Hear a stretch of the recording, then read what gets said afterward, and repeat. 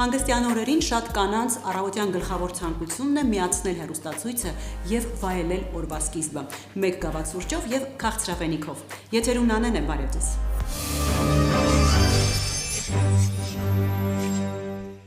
Լավ խոհարարը դա է, ով կարողանում է ստեղծել համերի կախարդանք սովորական մթերքներից։ Ջիվան ռեստորանի խոհարարներն իսկական վարպետներ են այս գործում եւ այսօր իր հերթական խոհարարական մոգությունը կցուցադրի խոհարար Մանուկ Պողոսյանը։ Ողջույն Մանուկ։ Ողջույն Արինա ջան։ Ուրախ եմ, որ այսօր դու ես պատրաստելու, որովհետև մենք որոշել ենք, որ մեր խոհանոցում պետք է հերթով բոլոր խոհարարները մեզ համար պատրաստեն, մեզ եւ մեր սիրելի հեռուստադիտողների համար։ Շատ սիրով։ Այսօր ինչ ես պատրաստելու։ Այսօր մենք կներկայացնենք հեռուստադիտողին մեր դդումով աղցանը, որը պատրաստել ենք Ջիվան ռեստորանում ի սկզբանե, ու մենք կներկայացնենք մեր գեղեցիկ սալաթը։ Խնդրեմ, ինչ մթերքներ են դրա համար հարկավոր։ Դդում, Պարտադիր, սերուսքային պանիր, մեղր, չիչխան, ծիմյան դդումը համեմելու համար, սերուսքային պանիրի համար ընդեղեն եւ կունջ։ Ու նարինջի սեգմենտներ։ իսկ սա Սա զարդարելու համար։ վերջում զարդարելու համար։ Իզուր ցույց տվեցի, լավ։ Լավ, ինչ ենք անում։ Վերցնում եք սերուսքային պանիրը, գնդիկներ եք անում 20 գրամի չափով, ես ընթացքում բովում եմ ընդեղենը եւ կտրատում տալիս եմ ձեզ։ Давай չափսը։ Շատ իդեալ է։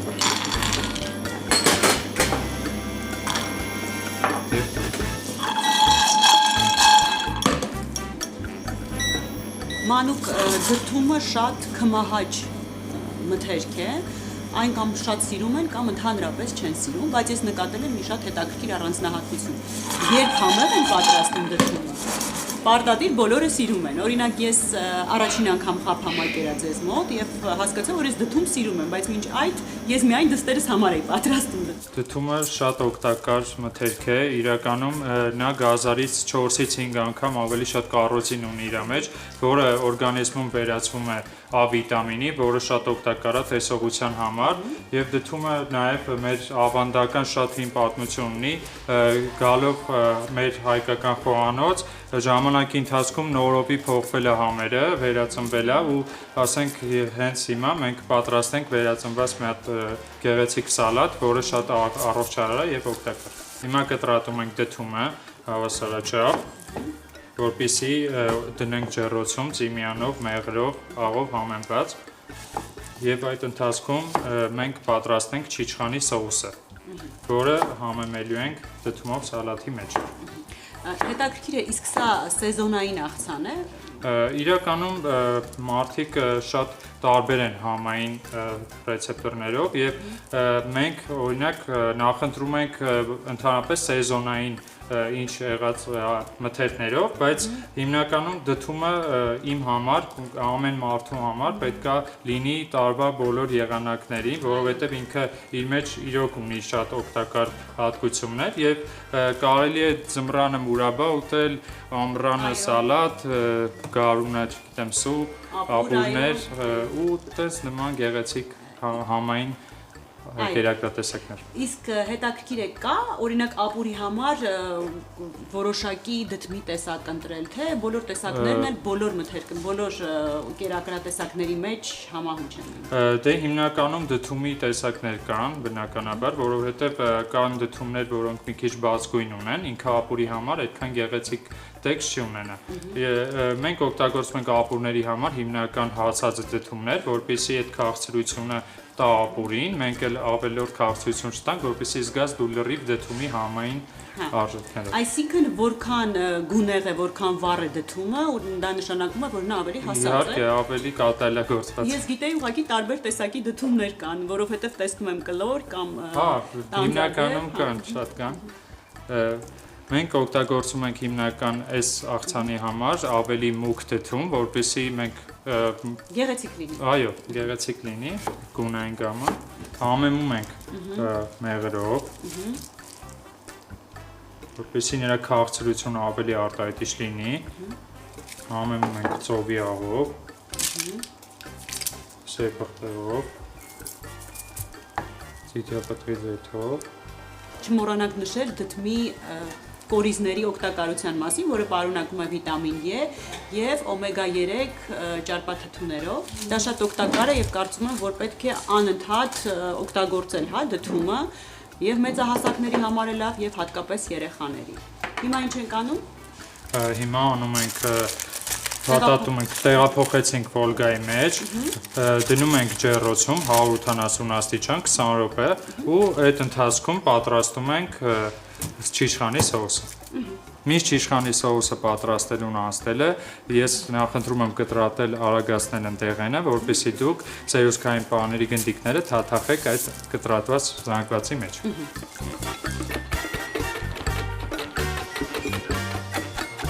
Այնեջան, մինչ ես պատրաստեմ չիչխանի սոուսը, դուք վերցնում եք այս զանգվածը, որը նոր կտրատեցի, եւ գնդիկները թաթախում եք մեջը ձեր ուզքային պանրի։ Ես պատրաստեմ սոուսը, չիչխանի, շաքարավազը վերցնեմ եւ հանքային ֆիլտրացված։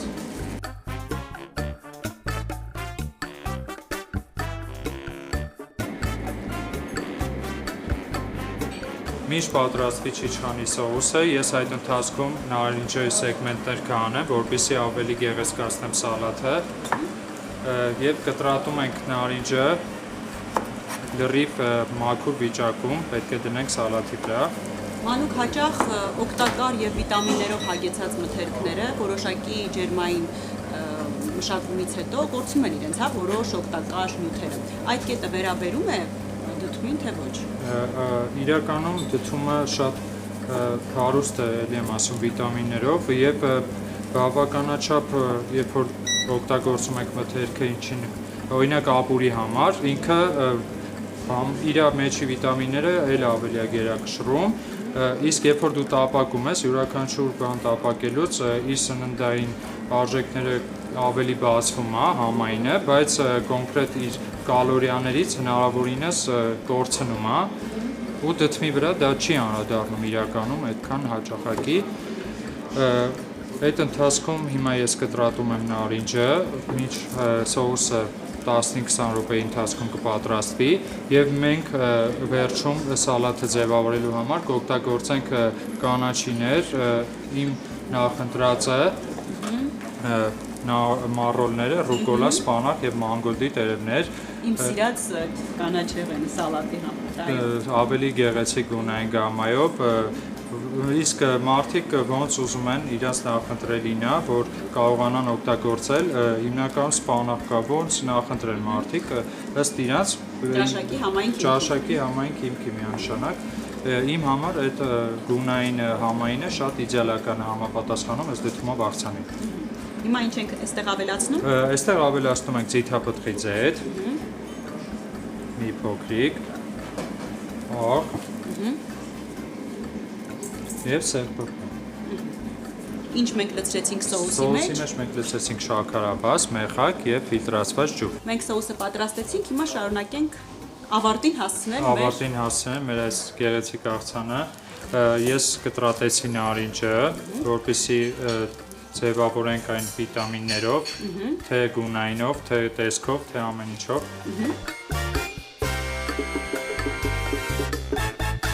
Մենք միքսի վրա ավելացրեցինք չիչխանի սոուսը, որը ի դեպ շատ օգտակար է։ Մեր ընտանիքներում տատիկները միշտ խորհուրդ են տալիս չիչխանի առավելության մասին, երբ որ մի քիչ մրցակցություն է լինում մեզ մոտ, եւ սոուսը համեմված է կանաչիներին, եւ այդ ընթացքում ես հեսա կլցնեմ ափսեի մեջ եւ նարինջի սեգմենտները, որը կտրատեցի, շարում եմ։ Ախր շատ գեղեցիկ ու շատ համեղ է լինելու, ես վստահ եմ։ Մանուկ, ինձ հետաքրքիր է, ումից եք փոխանցել այդ խոհարարական տաղանդը, ումից է փոխանցվել։ Ճիշտն ասած, ինձ էլ է միշտ հետաքրքրել, կարող է ժամանակի ընթացքում մեջս զարգացել է կամ գենետիկայով է եկել, ճիշտ ասած ես էլ Ով էր ձեր տանը համեղ պատրաստել։ Բոլորը։ Դե ուրեմն բոլորից փոխանցել այդ սերը դեպի խոհարարություն եւ ավելացնում եմ ձեր գնդիկները, բաների։ Վերջում մի քիչ կոնջուր, ավելի գեղեցկացնելու ու ծիլ։ Եվ մեր այս գեղեցիկ ու վիտամիններով հարուստ աղցանը պատրաստ է Նայինե ջան։ Բոլորին խորհուրդ կտամ պատրաստել իրենց տներում եւ կզգան ինչ գեղեցիկ սալատ նրանց հանդիպեց։ Շատ շնորհակալ եմ Մանուկ, մենք հիմա կփորձենք, իսկ մեր սիրելի հեռուստադիտողները թող հետևեն Մանուկի խորհուրդներին, անպայման գրանցեն բաղադրատոմսը եւ պատրաստեն։ Իսկ ինձ բարի ախորժակ։ Դդումով աղցան 200 գրամ դդում, 400 գրամ չիչխան, 200 գրամ հազարի տերևներ, 300 գրամ սերուցքային պանիր, 10 գրամ քնջութ, ընկույզ, կեշյու, պնդուկ, նուշ, 1 նարինջ, 1-2 հատիկ մեխակ, 50 գրամ մեղր, աղ, պղպեղ։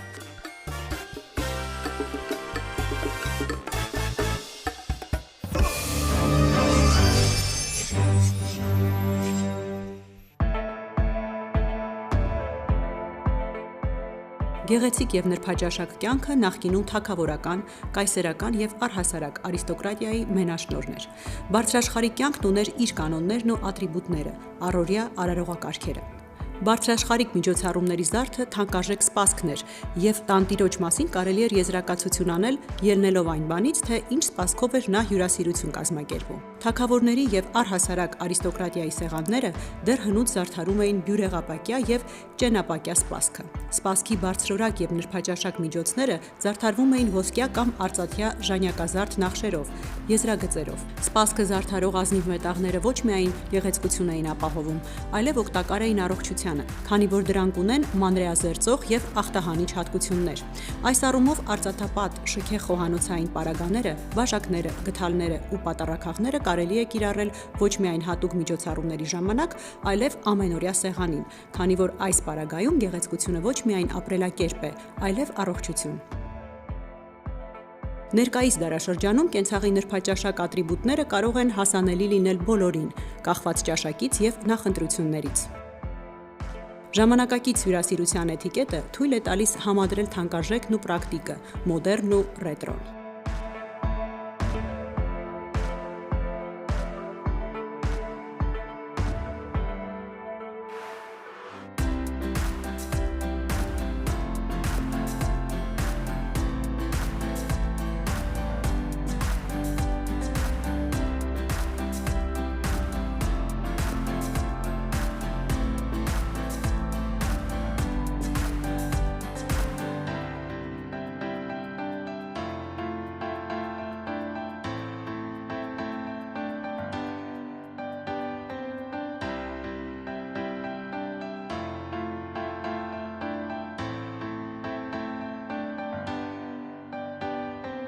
Արժեքավոր նվերը ոչ միայն ճաշակի, այլև հարգանքի եւ վերաբերմունքի խորհրդանիշ է։ Կան նվերներ, որոնք ունեն ժամկետայնություն, իսկ կան արժեքավոր նվերներ, որոնք մնայուն են եւ երբեք չեն հնանում։ Այսօր Արգենտա խանութսրահի մենեջեր Թամարա Մանոկյանի հետ կխոսենք հենց այդ նվերների մասին։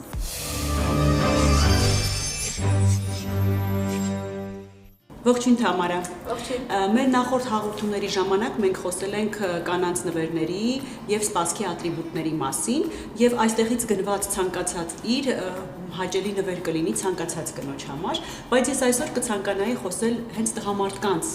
նվերների մասին, որովհետեւ տեսնում եմ շատ հետաքրքիր բազմազանություն եւ կարծում եմ, որ տղամարդիկ մեծ սիրով կընդունեն այստեղից գնված ցանկացած նվեր։ Այո, ինչպես նկատեցինք, ունենք տեսականի ոչ միայն կանացի եւ երեխաների համար առանձնացած, այլև ունենք տղամարդկանց համար նախատեսված տարբեր առիթներին համապատասխան նվերներ։ Սովորաբար տղամարդկանց նվերները հատուկ առիթներով են արվում եւ կարծում եմ ամենացայտուն առիթը դա ծննդյան տոնն է։ Ինչ կարելի է նվիրել տղամարդուն ծննդյան առթիվ։ Այո, ինչպես նշեցիք, մենք ունենք հոբելյանական հատուկ առանձնացված բաժակներ, որոնք որ նույնպես արծաթապատ տարբերակներն են, բայց Մելխիոր է։ Տարբերակներ ունենք 50, 55 եւ նմանատիպ ցանկացած տարիքին համապատասխան բաժակներ։ Սովորաբար մեծ ընկերություններում աշխատող կոլեկտիվները դժվարություններ են ունենում, իրենց ղեկավարի նվեր ընտրելու հարցում։ Եվ կարծում եմ, որ այստեղ իրենք նույնպես կկարողանան իրենց ղեկավարին ընտրել շատ հետաքրքիր արժեքավոր նվեր։ Այո, այստեղ կան նվերներ, որոնք շատ գնահատելի կլինեն որակը արժևորողների համար։ Նշեմ, որ Արգենտա խանութսրահն ունի ուրույն ֆիրմային ոճը, ինչը դրսևորվում է ամեն ինչում, էկոլոգիապես մաքուր արտադրանքից սկսած մինչև աշխատելու մեթոդներից։ Արծաթի հետ աշխատող վարպետները պահպանում են անվտանգության հարմարավետության բոլոր կանոնները։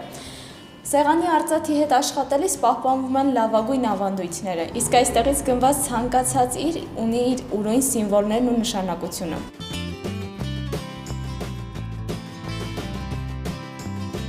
Նայնե ջան, ցանկանում եմ ներկայացնել բաժակների հավաքածուն, որը 925 հարկի արծաթներ են։ Այստեղ ունենք առանձնացված տեսականի հենց որսորդությունը սիրող տղամարդկանց համար։ Մասնավորապես ներկայացնեմ այս բաժակը, որը ռուս նկարիչ Պերովի աշխատանքներից մեկն է, ով սիրում էր ուղղակի մարդկանց առօրյան ներկայացնել։ Նա հենց իր ստեղծագործության մեջ պատկերել է նմանատիպ տեսարան, ինչը որ հենց հիանալի նվեր կարող է հանդիսանալ ղեկավար անձանց կամ ընկերների համար։ Որսորդությունը սիրող տղամարդկանց համար ունենք նաև հետևյալ առանձնացված բաժակի տարբերակը։ Սա նույնպես հիանալի տարբերակ կլինի անտառը եւ բնությունը սիրող տղամարդկանց համար։ Հատուկ ուշադրություն եմ ուզում հրավիրել հետևյալ բաժակի վրա, որը որ թագավորական ճոխության հիանալի արտացոլում կարող է լինել։ Այստեղ երևում է, որ թե տակդիրը, թե գդալը ձեռքի աշխատանքներ են եւ ցանկացած քմահաճ հաճախորդի համար կարող են հիանալի նվեր հանդիսանալ։ Այստեղ ունենք նաեւ առանձնացված խաղողի սիմվոլով խորհրդանշող հավաքածուն, որը որ խաղողը գործների, գինեգործների համար հիանալի նվերի տարբերակ կարող են լինել։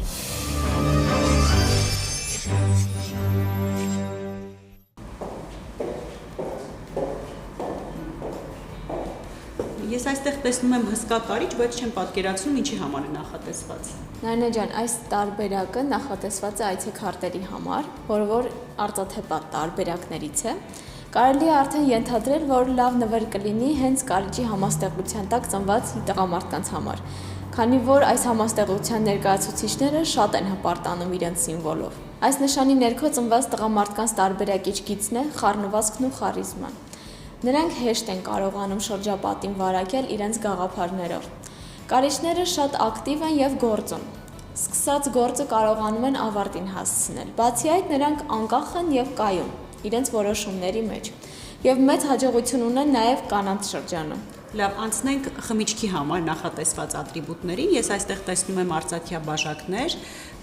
եւ հիշում եմ, որ իմ պապիկս նույնպես ուներ նմանատիպ բաժակներ եւ խմում էր հատուկ առիթների ժամանակ։ Այո, այստեղ կան բաժակներ տարբեր նախասիրություն ունեցող հաճախորդների համար։ Այս բաժակները ոչ միայն էկոլոգիական են եւ պրակտիկ, այլ կարող են նաեւ շատ երկար ծառայել։ Չնայած որ բաժակների գինը ավելի բարձր է նմանատիպ բյուրեղապակյա բաժակներից, բայց դրանք լիովին արդարացնում են իրենց։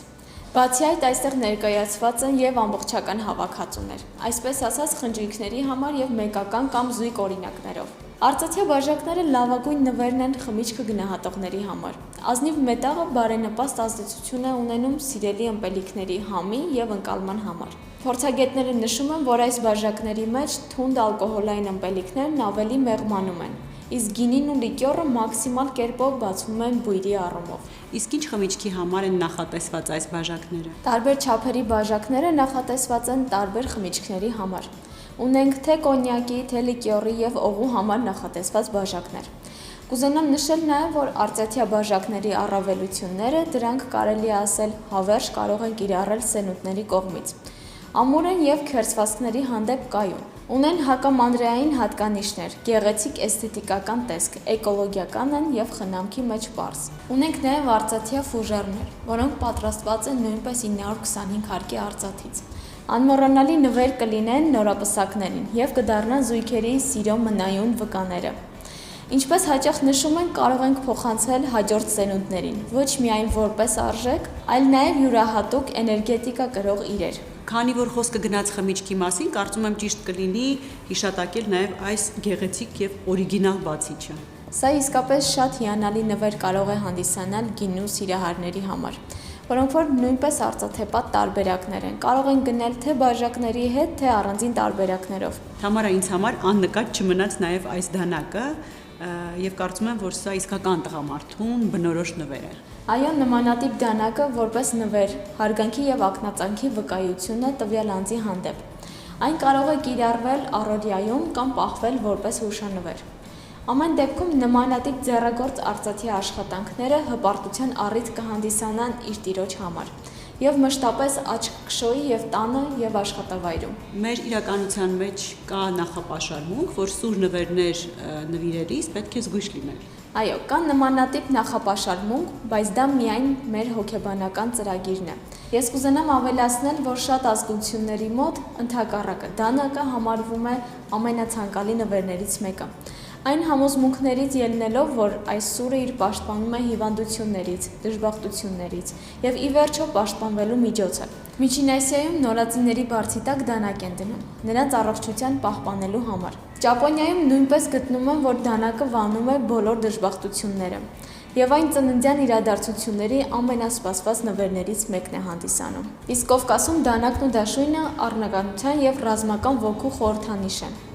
Նման նվերը հարգանքի ու ակնածանքի խորհրդանիշ է։ Այդ պատճառով նման նվերը կարող է մատուցել մտերիմներին, ընկերներին, հատկապես հարգելի անձանց։ Ինչպես նաև կա կովկասյան ավանդույթ դաշույնը փոխանցել որդիներին, որպես տղամարդկային էներգետիկայի եւ պաշտպանվածության խորհրդանիշ։ Թամարա, իսկ այս սիմվոլիկ իրերից ինչ կարելի է նվիրել տղամարդկանց։ Դե ընթերցասեր տղամարդկանց համար շատ լավ նվեր կարող է լինել այս արծաթյա էջանիշները, ինչպես նաև ունեն կախազարդեր, որոնք հաջողություն են բերում իրենց տիրոջը։ Հենց այդ նպատակով են պատրաստված են։ Եվ դրամապանակի մեջ պահվող սիմվոլները, որոնք փոքրիկ, բայց շատ խորհրդանշական նվեր կարող են լինել հենց կանանց կողմից արվող։ Դրանք գումարային սիմվոլներ են, որոնք նպաստում են բարեկեցության եւ ֆինանսական հաջողությանը։ Շնորհակալ եմ Թամարա, գեղեցիկ իրերը հանգամանալից ներկայացնելու համար։ Միշտ հաճելի է գտնվել գեղեցիկ իրերի շրջապատում եւ կարծում եմ, որ յուրաքանչյուր սիմվոլիկ նվեր ունի իր էներգետիկան, որը փոխանցվում է նաեւ նվիրողին կարծում։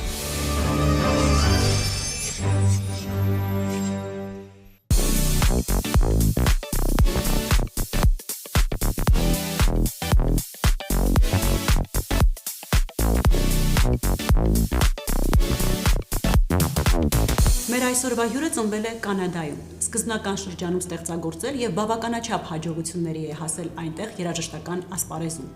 ինչից հետո որոշել է տեղափոխվել հայրենիք եւ երաժշտական գործունեությունը ծավալել հայրենիքում։ Նա հանդիսանում է բազմաթիվ ստացված երաժշտական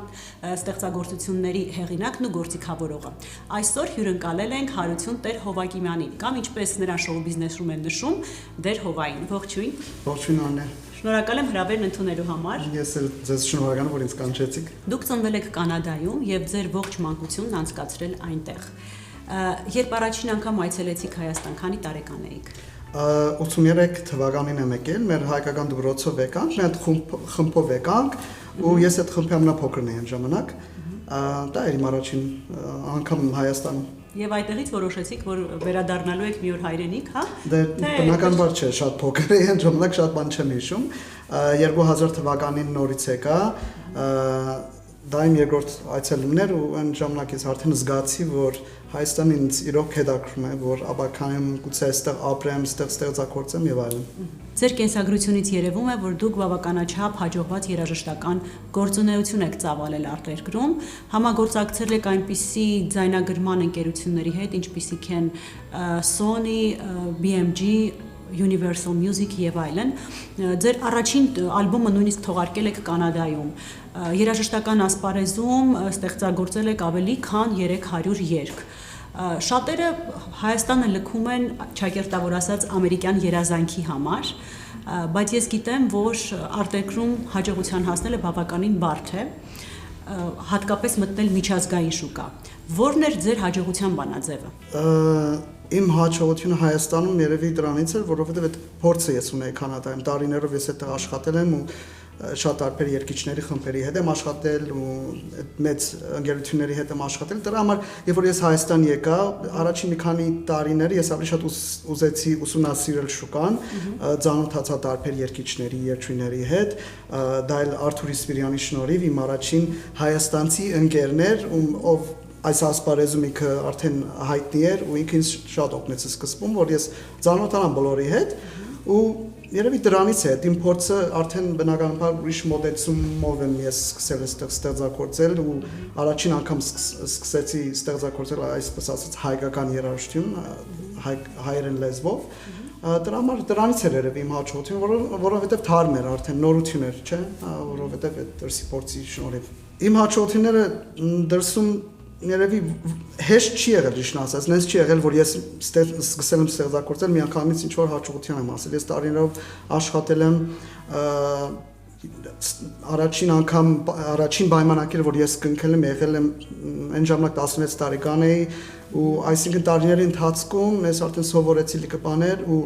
ես ունեցա մի հատ խումբ, կոչվում էր Temperance, եւ Temperance-ի շնորհիվ մենք շատ մեծ հաջողությունների հասանք։ Դրանից էր, նենց չէր որ հեշտ էր ինձ համար։ Ես այդտեղ եմ սովորել ամեն ինչ։ Ես ճիշտ ասած կրթություն չունեմ երաժշտության, բայց այդ փորձից է երևի, որ ես հասա ինչ որ բանի, իմ երազանքներին հասա ու դրանից հետո եկա Հայաստան ու այդ փորձով սկսեցի ստեղծագործել։ Գուցե նրանից էր, որ այնտեղ էլ ծնվել եք եւ այնտեղի ամեն ինչը գրեթե գիտեք, ուսումնասիրել եք, գուցե դա է պատճառը։ Կարող է դա պատճառ լինի, բայց միաժամանակ ինքը երևի տրամաբանական չէ, որովհետեւ ես այստեղ չեմ ծնվել, բայց եկել եմ այստեղ ինչ որ բաներ եմ արել, որը եւ այստեղ է հաջողության հասել, այո։ Բայց կարող է նաեւ ինքը բախտից էլ լինի, որովհետեւ ես ճիշտ ասած գիտեմ այն ժամանակ, որ ես եկա Հայաստան 2002 թվականին էր, մի քիչ դրսի հայերի մի քիչ երևի գիտեք,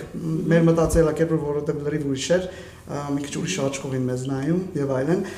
մի քիչ վախում են սկիզբը, մտածում են ինձ լավ չեն ընդունի, բայց բախտս բերեց, որ առաջին գործը, որ արեցի 2006 թվականին, մեծ հաջողություն ունեցավ ու կարողացա այս հանգիստ մտնել շուկա։ Դուք կարծես ունեիք նաև հայկական երազանք եւ վերադարձաք այստեղ մեծ հաջողությունների հասակ։ Ինչը ձեզ դրդեց վերադառնալ հայրենիք։ Ճիշտ ասած, տենց ինչ որ կոնկրետ բան պատճառ չի եղել, մարդիկ ինձ շատ են հարցրել ինչու եք եկել, բայց ես չեմ կարողացել ինչ որ ասել ինչ որ կոնկրետ պատճառ։ Ինքը ինձ համար, սենց ասեմ, ստեղծագործող մարդու համար միշտ ինչ որ նորություն է պետք իր կյանքում, որ ավելի կարողանա նոր բաներ ստեղծել եւ այլն։ Եւ ես հասել ինչ որտեղ իմ աշխատանքի մեջ Կանադայում, որ արդեն չասեմ հոգնած է, բայց ուզում եմ ինչ որ նորություն էի ուզում ու Հայաստանը հաստատ ինձ համար մեծ նորություն էր իր ամեն կողմով, այսինքն արդեն դե բարձր ես եկա այստեղ մտածելակերպս փոխվեց, ես որպես մարդ տեսակ շատ փոխվեցի իմ աշխատանքի մեջ էլ ես լիքը բաներ սովորեցի, ես ընթացքում նենց չի որ ես եկա այստեղ ես իմ ուզածը արեցի ու վերջ ես այստեղ շատ բաներ եմ սովորել շատերից, որովհետև նորից եմ ասում, ես որովհետև երաժշտական կրթություն չունեմ ու գիտեմ իմ շրջապատում բոլորն էլ համարյա ում հետ ես աշխատել եմ, բոլորն էլ ունեն այդ կրթությունը։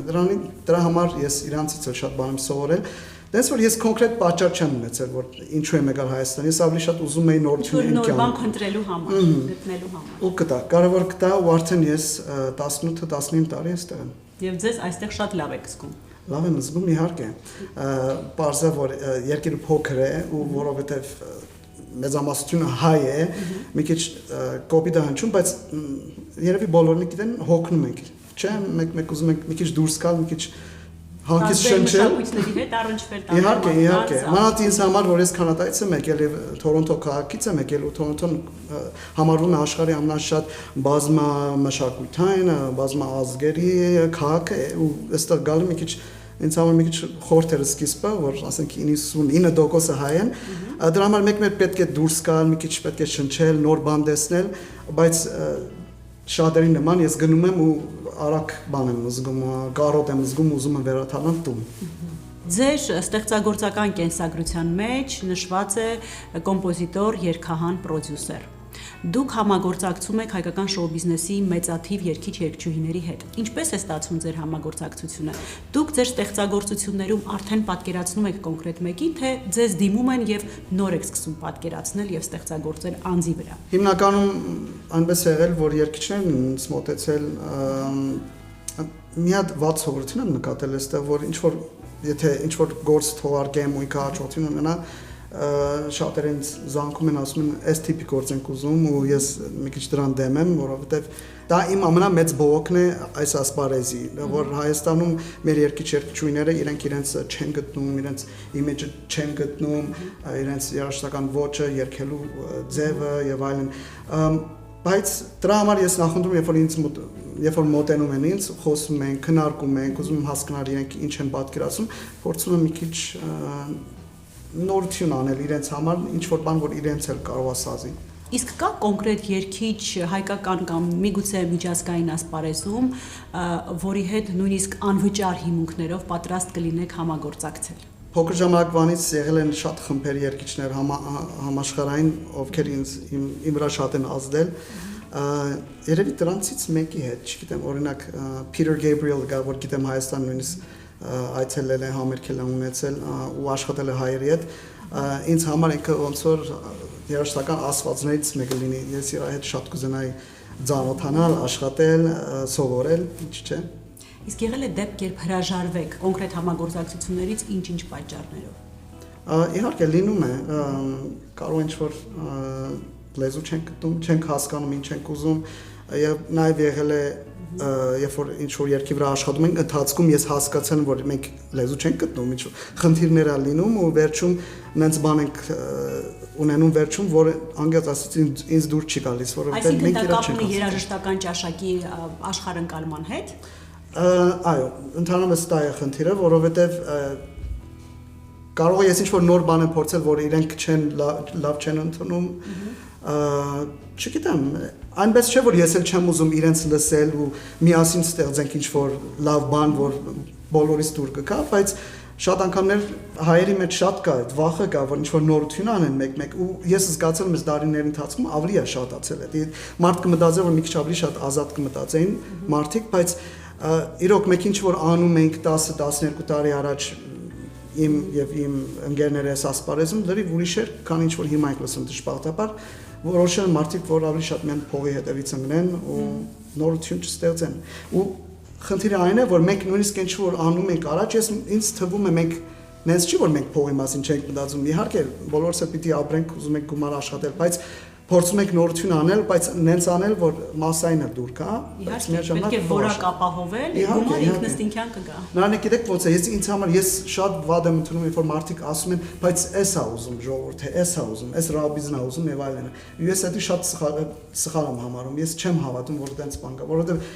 մեկ-մեկ լինում է ինչ-որ բաներ, որ զարմանում նույնիսկ, եթե այդպես մտածեմ, ինչպես կլինի, որ ժողովուրդը սիրում է։ Պաստրոն էդի սխալ մտածելակերպ է։ Ձեզ հաճախ կարելի է տեսնել ձեր գործիքավորած տեսահոլովակներում այս կամ այն կերպարով։ Հետաքրքիր է, սա ձեր պրոդյուսերական ձեռագրի արդյունքն է, թե ռեժիսորի մտահղացումը։ Ճիշտ ասած չգիտեմ։ Նենց է ստացվել, որ սկիզբը նաև ինչ որ խոսք կամ ինչ որ չասեմ երկում էի ինչ որ գործերի մեջ, բայց ինչ որ խոսք կար ու դրա պատճառով ռեժիսորները որոշել են ինձ էլ դնել մեջը,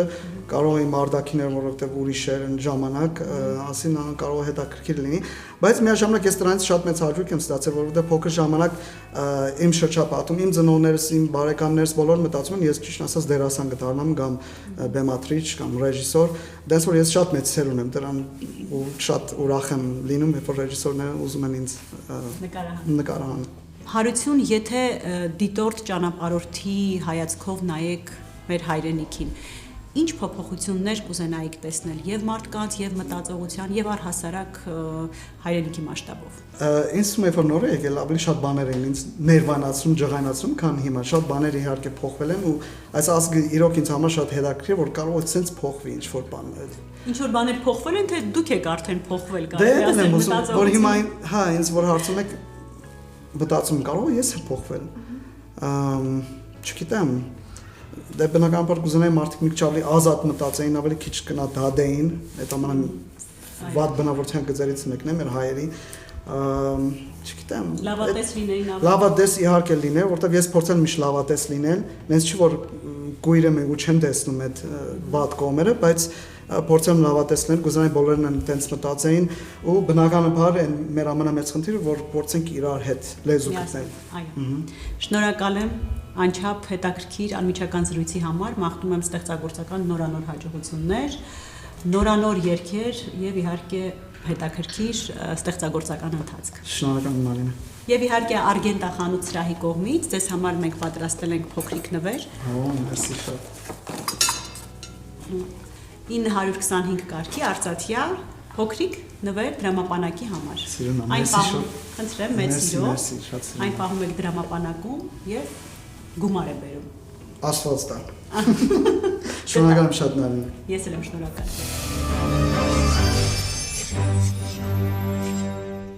Երբեմն ցանկության չիրականանալն արդեն իսկ հաջողություն է։ Պարզապես մենք դա հասկանում ենք քիչ ավելի ուշ։ Այսօրվա համար նախատեսել էինք այսքանը։ Կհանդիպենք հաջորդ շաբաթ։ Մնաք բարով։